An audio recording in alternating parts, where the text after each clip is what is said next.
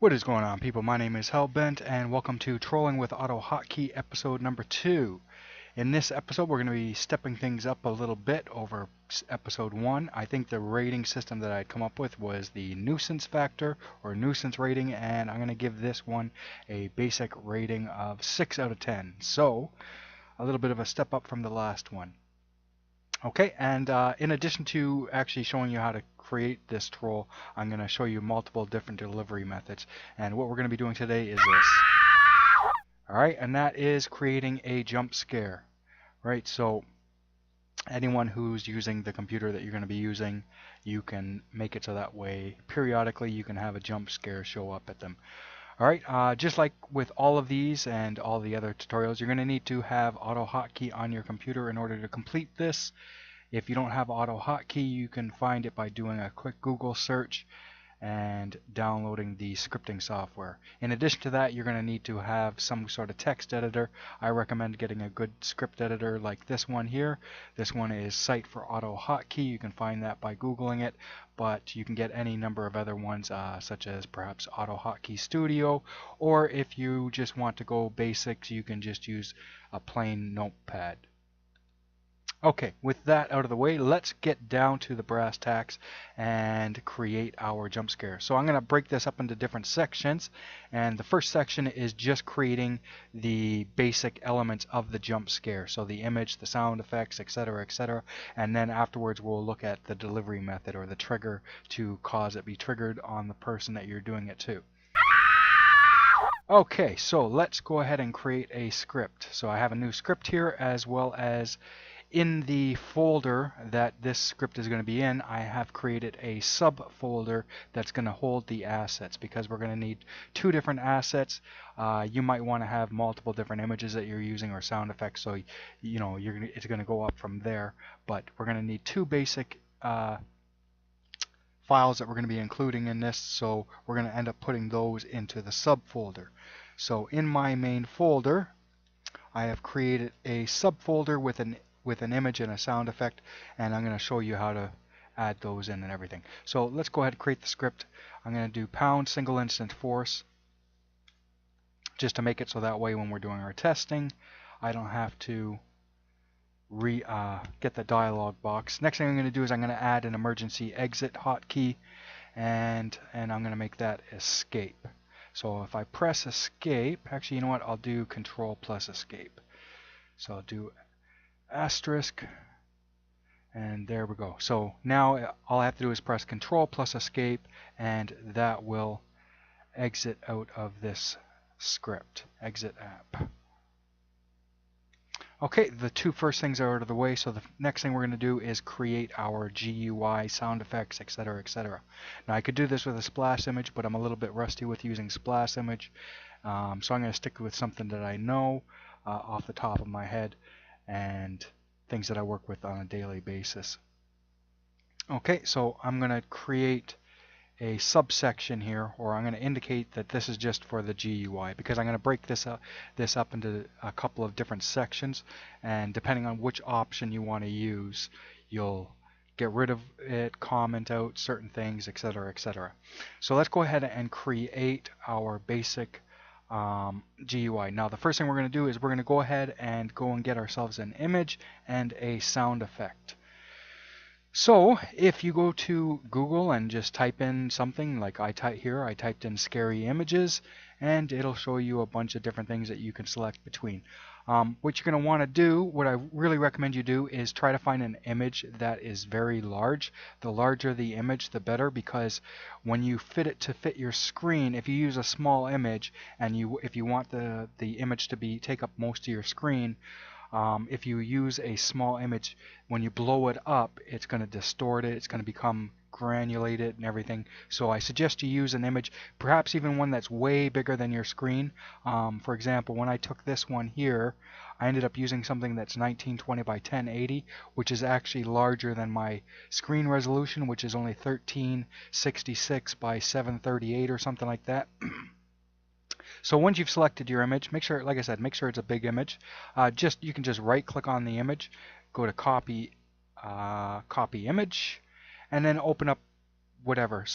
You can open up Paint, or what I'm going to be doing, usually do is paint.net, and then just add that image in. So create a new file and then just paste it in. Next thing you want to do is you're going to want to resize it to a size that is more comparable with what your screen is. So what I picked was 1200 pixels by whatever. So because I don't want to distort the image, I need to, when I change the size of it to be more to line up with what my screen is, make sure you select maintain aspect ratio, and then I adjusted my width until I got it just enough so that way the height was in my screen. So the maximum width of my screen is 1366, like I said, but if I was to go up to even 1300, it'll start putting it outside of my screen within the height. So I drop down to 1200 pixels, and boom, that works for me. So pick a size that you want and then save this to the subfolder. Okay, next what we're going to need is a sound effect. So just Google up sound effects. I've used a site here, Sound Bible, multiple times. You can go to there, go through their catalog of sound effects, and select the one you want, download it, and put it in that subfolder. So now I assume that you have an image and a sound effect, so let's go ahead and start incorporating some of these things into our script. Up here underneath single instance force, what we're going to do is we're going to set the working directory so that way when we use those assets, we don't have to use their full title or their full path. So up here, we're going to set working directory. Set working directory, and we're going to set it to the folder that our script is in. And the way we do that is we just type in script directory.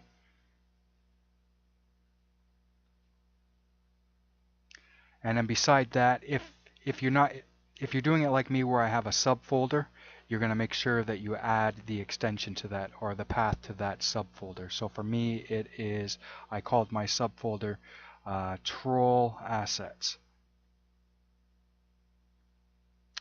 Okay. So now we have a working directory, so all we have to do when we use the image and the sound effect, all we have to do is just use the actual file's name rather than its full path to it. So for example, here I have my images js1.png and my sound effect is whatever its name is.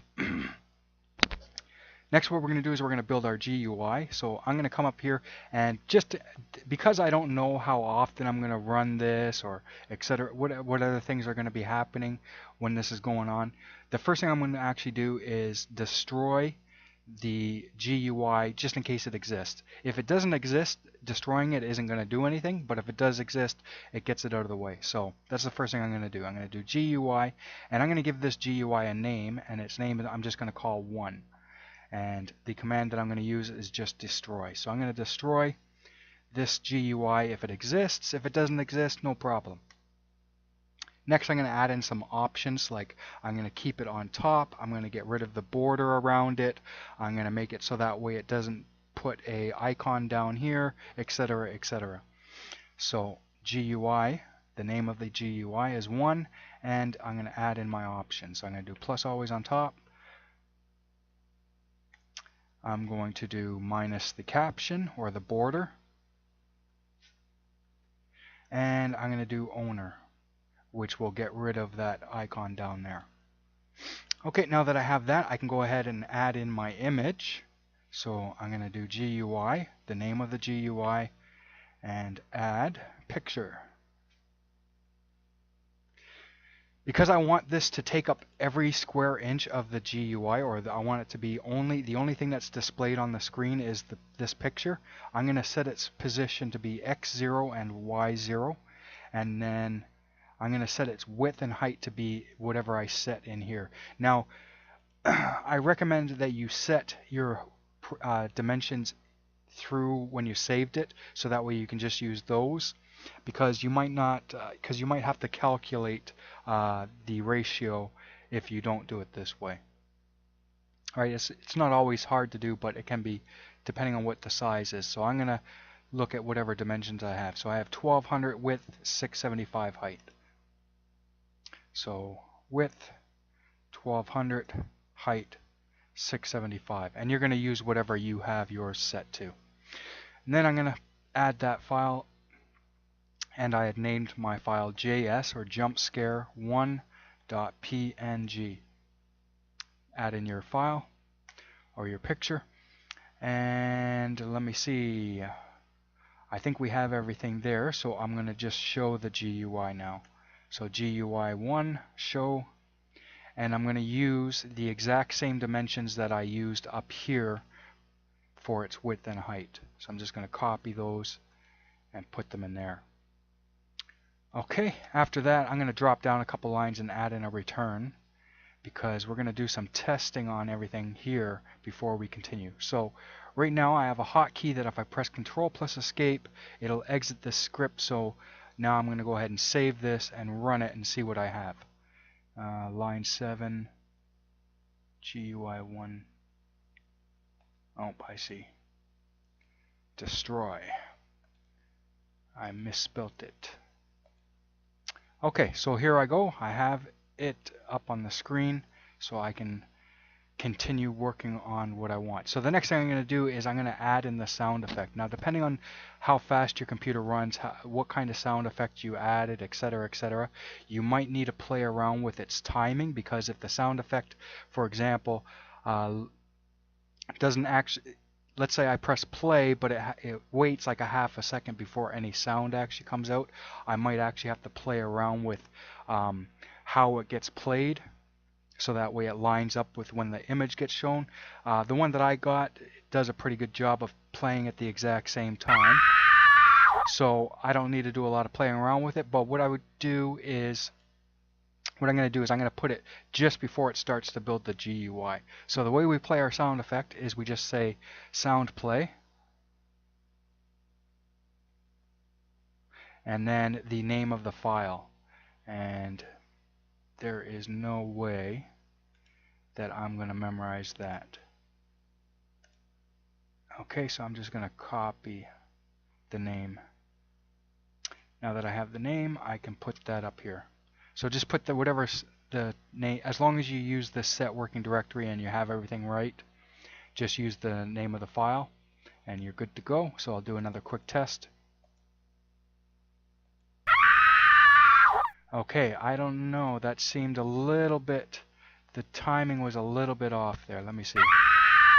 Yeah, okay, so it looks like the sound is playing significantly before my image is being shown. So what I'm going to do instead is I'm going to take this and I'm going to move it down here, and I'm going to see if it lines up a little bit better. Okay, that was a little bit better. I'm happy enough with that. But what I can do, if it's the vice versa, etc., I can just add a little bit of a delay for a couple of milliseconds, etc., to get it to work properly. Okay, next thing what we're going to do is, depending on how much of an ass you want to be, you might want to jack up the volume of the computer.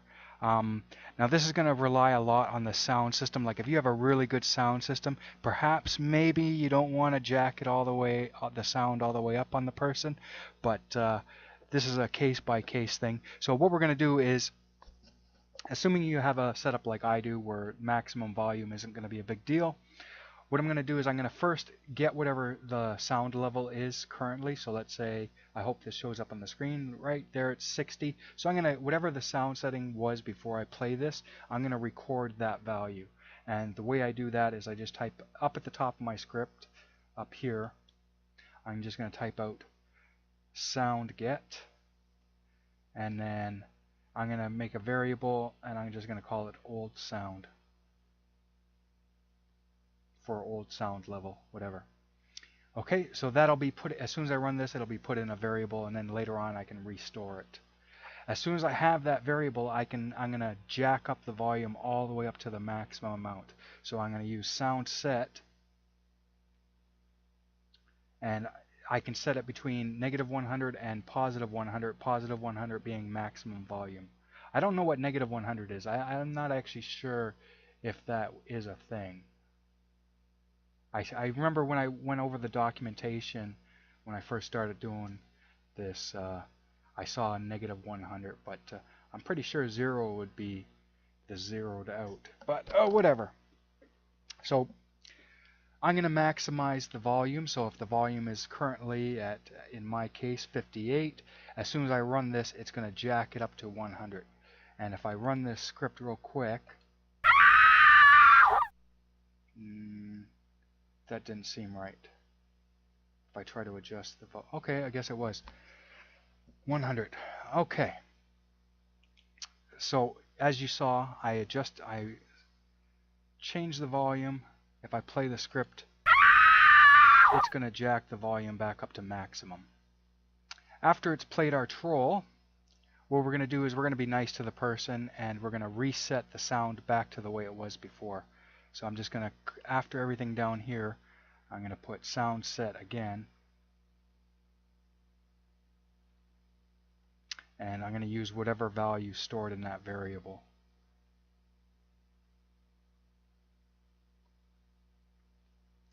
Okay. And I think that's good for that. Now what we need to do is determine how long that image is going to remain on the screen. So right up in here, right before we readjust the sound, what I'm going to do is I'm going to add a little bit of a delay. So I'm going to say sleep, and I'll start off with 1 second. And then as soon as that second's over, what I'm going to do is I'm going to destroy that GUI so it gets off the screen. So I'll just copy that code there and place it in. Okay, so now the jump scare is going to remain on the screen for 1 second and then it's going to disappear. Okay, if you want it to last longer, just adjust it. If you want it to be shorter, adjust it. You can change it to whatever you want. Okay, so here we go. We have everything that we need for our troll. Now we just need a delivery method or a trigger. So let's go and we'll go through a couple of different ways that we can trigger this. So for the beginning, I'm going to be doing some it's recommended that you do some testing on the code that we're going to be doing to make sure that it's working properly. And what we'll do is we'll just comment all of this out, and then later on when we need it, we can just copy and paste it to wherever we're working in. So the first way that we're going to be triggering our script is by using mouse clicks. So we're going to wait a certain amount of mouse clicks and then it's going to trigger our event, and then we're going to decide, you're going to decide whether you want it to be a recurring thing, something that happens over and over and over again, or do you just want it to be once and then exits out. And I'll go over how to set up both of those. So the next thing we're going to be doing is click trigger. Okay, and the way we're going to set this up is we're going to make it so that way we don't change the function of the mouse. So we'll make it so that way when the person presses the mouse, it doesn't change anything. But once the value of the clicks reaches a certain threshold, then it'll trigger our event. So let's go ahead and create a variable that we're going to use to keep track of how many times the person has clicked. So right now we can assume that none of this exists. So this is all gone, so we're basically working up at the top of our script again. So keep that in mind. We're going to create a variable. I'm going to call it I, and I'm going to set its initial value to 0.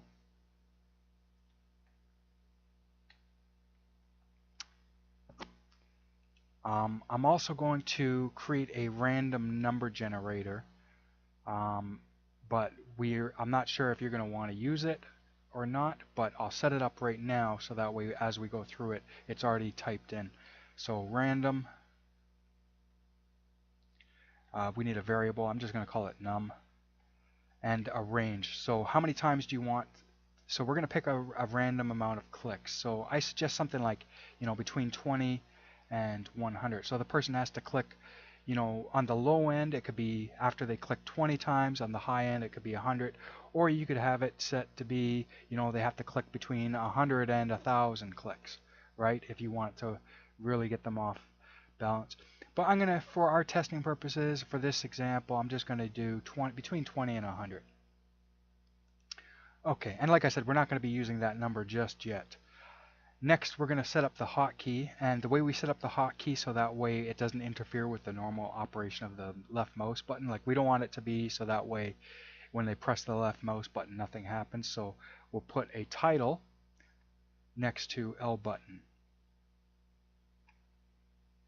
So now the normal function of the left mouse button is preserved, and I'll add in a return right away. So each time that they click on their left mouse button, what we're going to do is we're going to take that variable I that we set to 0 and we're going to add 1 to its value. So the first time they click their left mouse button, it's going to be 1. The next time it's going to be 2, 3, 4, 5, 6, 7, 8. Then after a certain amount of clicks, we're going to check to see what that value is. And if it matches a value that we're going to be looking for, then we're going to trigger our jump scare. So for testing purposes, we're going to make it a really low number so that way we can get through it really quickly to make sure everything's working the way we want. So I'm going to say if I equals 5,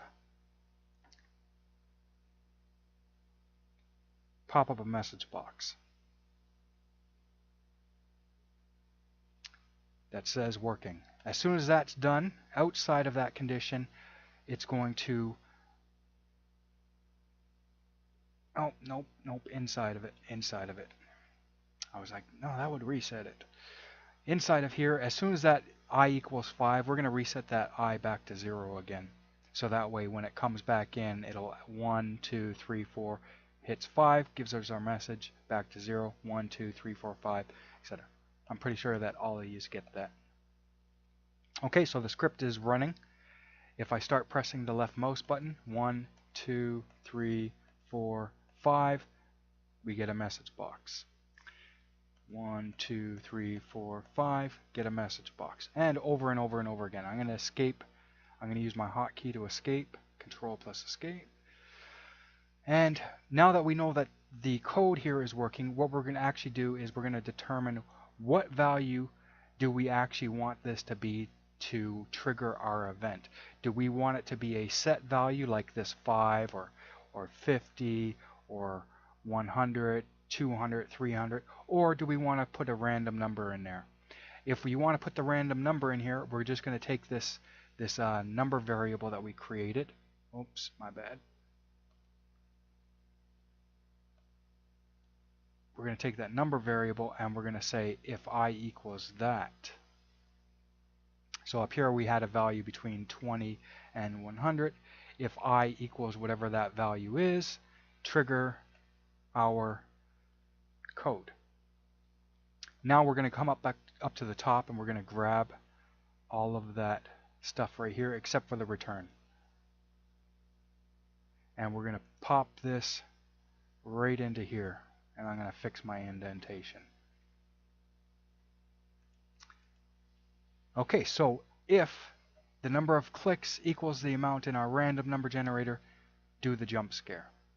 For our testing purposes, I'm going to go back to using it as a set value as 5, just so that way we can make sure that everything's working exactly as we want. Okay, so now it's running. 1, 2, 3, 4, 5. 1, 2, 3, 4, 5. Okay, perfect. Everything's working. So now let's say that you don't want it to repeat over and over again like that. Let's say you want it to happen just once, and once it happens, close out of the program or close out of the script. To do that, all we have to do is right under here is we'll just put exit app. So it's only going to get triggered once. The first time it gets triggered, that's it. Then it's going to exit. You'd have to run the script again in order for it to do it again. So determine how many clicks you want for it to be triggered, and do you want it to be repeating or not. So if you don't want it to be repeating, then put the exit app. If you do want it to be repeating, get rid of the exit app. If you want to use a random number, if you're going to use the random number, That gave me, I was not expecting that. Okay. Um, if you want to use the random number, change this here, and then what you're going to need to do is take this whole random number generator again and put this down here in your code. Right, so each time it gets triggered, it's going to create a new random number. Okay, that concludes doing it as a click trigger. So what I'm going to do is I'm just going to comment all of this out.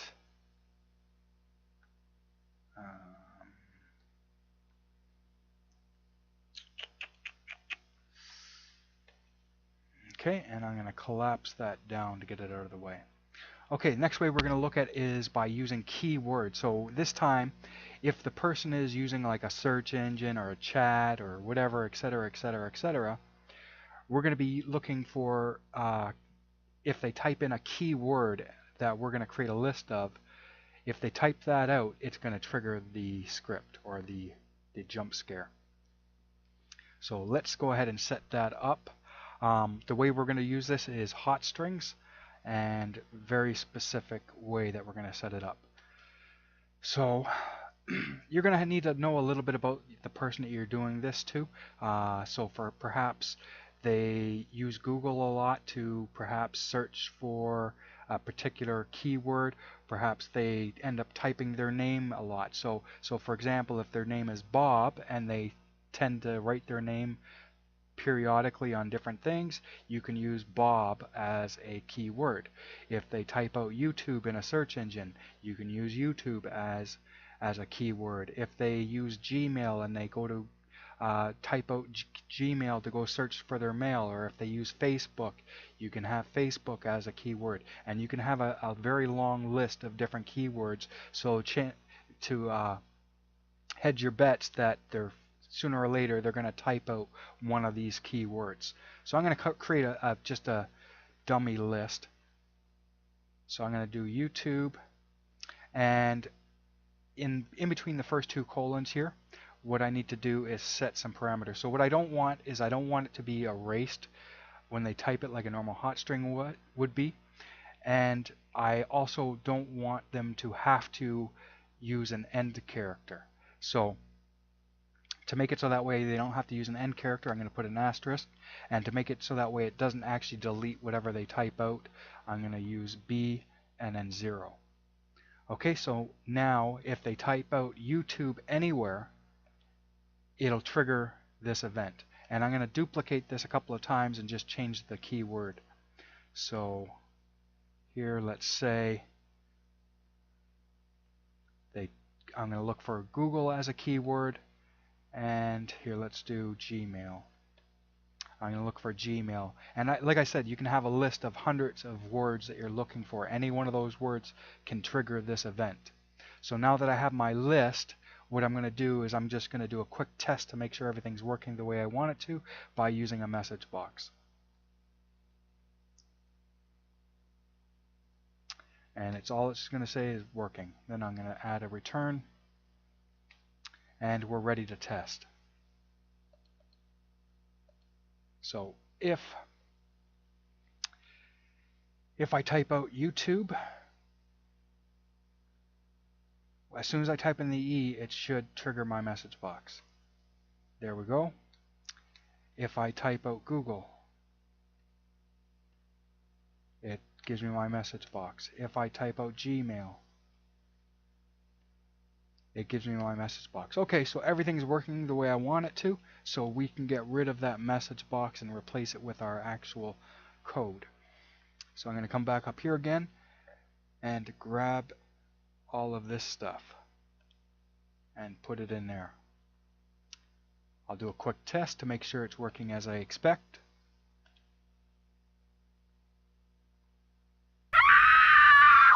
Okay, looks like it's working. I'll do one more. And everything's working as I want it to. Now you need to decide, do you want it to be something that repeats, or do you want it to be a one-time thing? If you want it to be a one-time thing, what we're going to do is, instead of having this return here, we're going to add an exit app.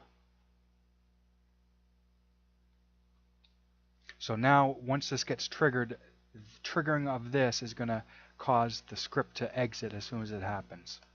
Okay, if we want it to be a repeating thing, what we're going to do is we're going to set it up so that way a certain amount of time has to go by before it can be repeated, right? Because you don't want it to be repeating over and over and over and over and over again.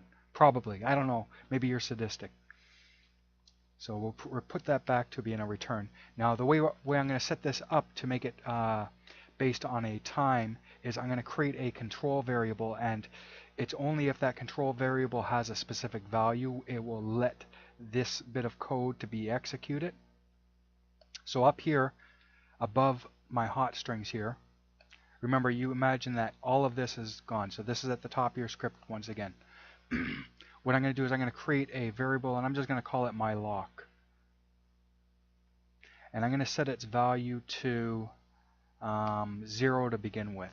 So basically I'm saying that this isn't locked, and I'm going to say in here, right underneath all my keywords or underneath all my hot strings, immediately after that I'm going to say if my lock equals 0, only then can you do this stuff.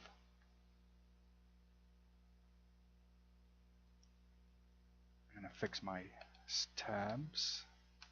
Okay, so only if that variable my lock equals 0, only then will it execute this code. Now what we're going to do is we're going to make it a timed event, so that way after a certain amount of time we're going to unlock it. Oh, before I do that though, as soon as it gets executed, so to begin with the lock is off, they type out one of these keywords, it executes this. Right at the end of this, we're going to change the value of the lock to 1, so that way they can't execute this code anymore. So we're going to say my lock, or whatever variable value you want to use, my lock colon equals 1. So now it won't be able to execute this anymore. Right after that, we're going to create a timer, or I'm going to create a timer, set timer. I'm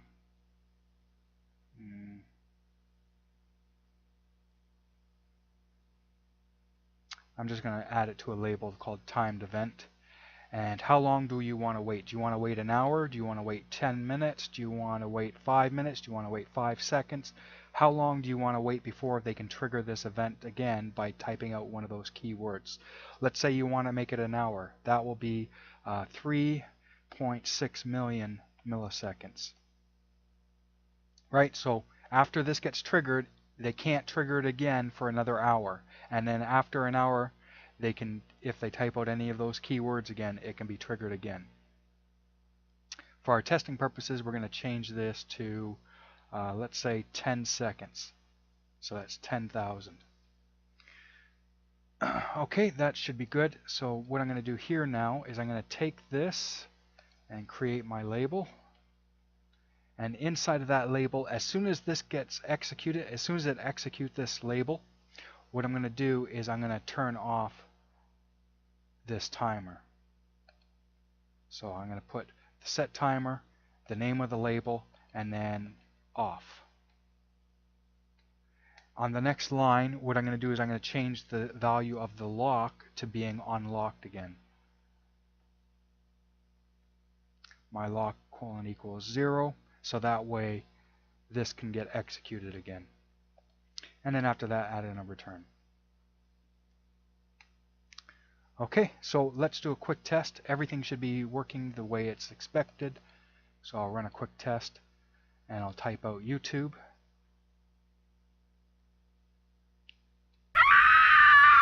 And if I do it again fast enough, it does nothing. Okay, but if I wait a little bit and then try it again, it works. Okay, so our lock is working, the timed event is working, and now you can go back to adjusting this to however long you want to wait before the lock gets unlocked again. Okay, so that's our second way of triggering this jump scare. And then the last way we'll look at is using a specific window or a set of windows. So if the person opens a particular browser, window, program, etc., then that's going to be the thing that triggers our jump scare. So let me, here, I'll just type in that key.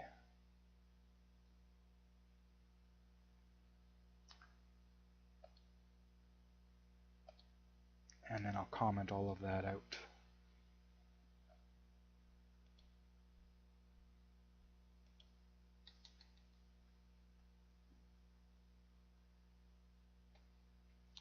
And then collapse it for space. Okay, so we have our click trigger, we have our keyword trigger, and the last thing we're going to look at is window trigger.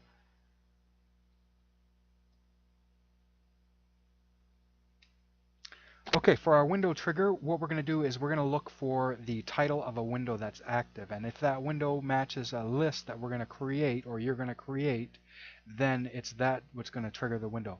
So in order for us to do this, to make it a more broad amount of titles that we can use, or so that way you don't have to type out a billion different window titles, what we're going to do is at the very top of our script, right underneath this set working directory, you're going to type out set title match mode, and then a comma, and then 2. And then this just means that we can use a partial title of a window rather than its full name. Because let's say, for example, if you want to use YouTube as the type of window that you're looking for, YouTube windows have like a billion different titles, right? So you don't want to type out a billion different things to look for basically YouTube.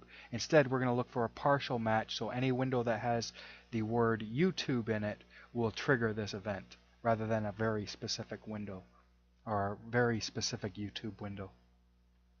In order for us to do this, we're going to create a list, and we're going to need an array to store the different values in. Or one of the easiest ways of doing this is creating an array that we're going to store the values in.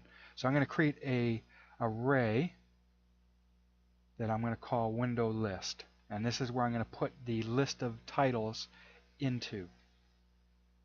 So window list colon equals, and then in between brackets here, what I'm going to do is inside of quotes I'm going to look for YouTube. Oh my god, I keep forgetting that I have the script running. Okay. Okay, I exited out of the script. YouTube. And then the next one. So let's say if any window has the title, if it has Google in it, to make it simple for myself, I'll just use things that I have. I have here paint.net, so I'll use that. So instead of me typing out this whole title, all I'm going to do is look for any window that has paint in it. So that'll hopefully it will apply to, oh, maybe not, it's got uppercase, I don't know. We'll see how it works out. You might have to be, you might have to deal with whether things are uppercase, lowercase. So just bear that in mind. One way that you can do that is just use the spy tool. Go to the window that you want to do. So for example, a game or something like that. You can click on that window, get its proper title, and use that. So here I'm going to do paint. And you can add as many things as you want. So I can add 50 titles here, 100 titles here, 1,000 titles here. If you know your victim, you'll know the kind of things that they do. So for example, you can put in here Facebook. Maybe they go onto Facebook every day.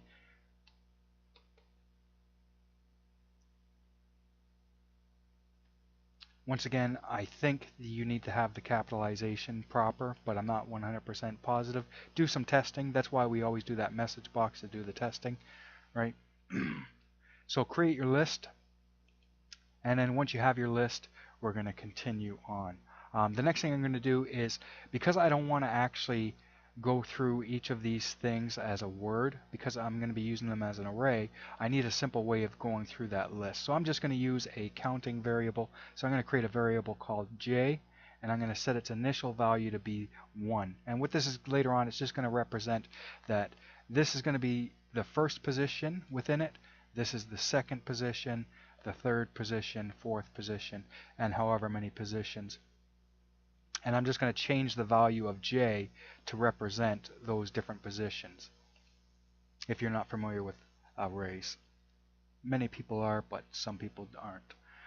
Okay, after that I'm going to create a timer, and the timer is just to check to see what the title of the current window is. And if it matches one of those windows that's in our list, that's when it's going to cause our trigger to be executed. So set timer. I'm going to call this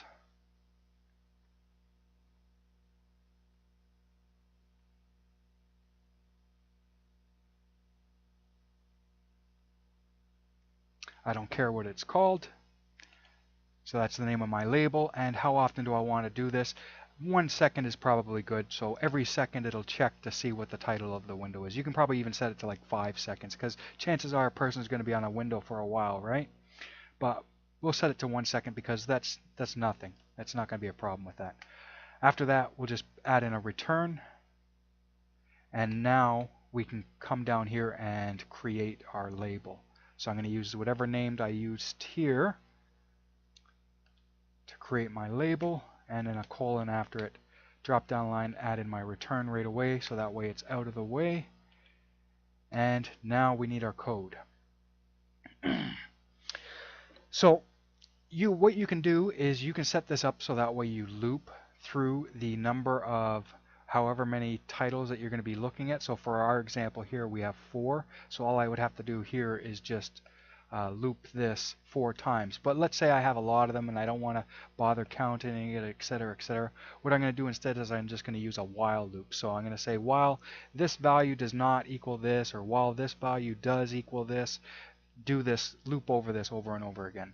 So I'm going to say while the window or list, which is what I called my array, while that,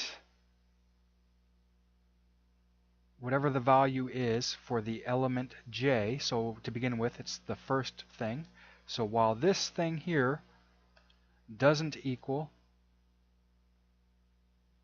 nothing, basically, while that doesn't equal nothing, do all of this stuff. Okay, and I'm going to test to make sure that everything here is working the way I expect by popping up a message box. And I'm going to display the value that of our array at that position. And then as soon as it's done in that message box, we're going to take that variable j and add 1 to its value. Eventually, j is going to be a position that's outside of our range, so the value will be null. And at that time, it's going to jump out of here, and we're going to reset that variable j back to 1.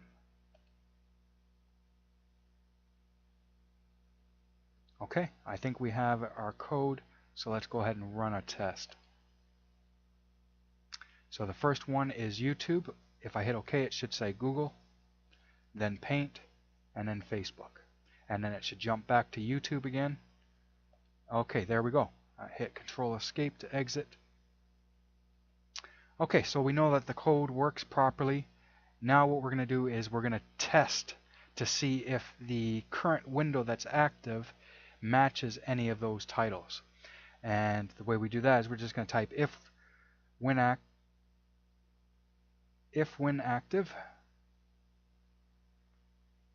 So if this particular window is active, and what is the window that we're going to be looking at? The window that we're going to be looking at is the current value of our array, or the current position of our array. V and position j. So if the window that's active matches this or this or this or this, we'll do one more test here.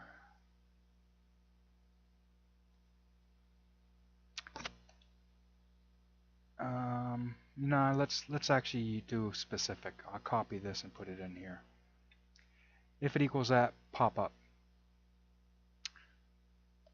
So I'll save it. Should be running now. So if I go to, I'm not sure, like I said, I'm not sure if this paint is going to work because this one was uppercase, but we'll see. Okay, so it's not, this one's not working. Let's see about this one. Okay, this one's, there we go. Okay, so this one is working. So we've had a partial match of the title. So we got our message and it'll keep coming. So let me try another window, which we had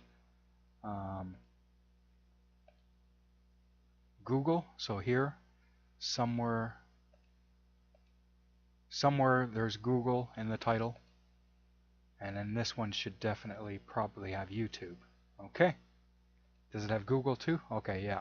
So apparently Google, I think at the end of the name, if I go back over here, I think all of those windows have, yeah, Google in its title. Right. So you might want to refine your search for perhaps not using Google. Or, I mean, you can use Google. If you use Chrome, that'll guarantee that your jump scare is going to get used. Okay, so we've tested the code. Everything's working properly. Now we can add in our jump scare and determine how it's actually going to work. Alright. So I'm going to come back up to the top, grab all this stuff here, copy it into my clipboard, and paste it in here, and then adjust my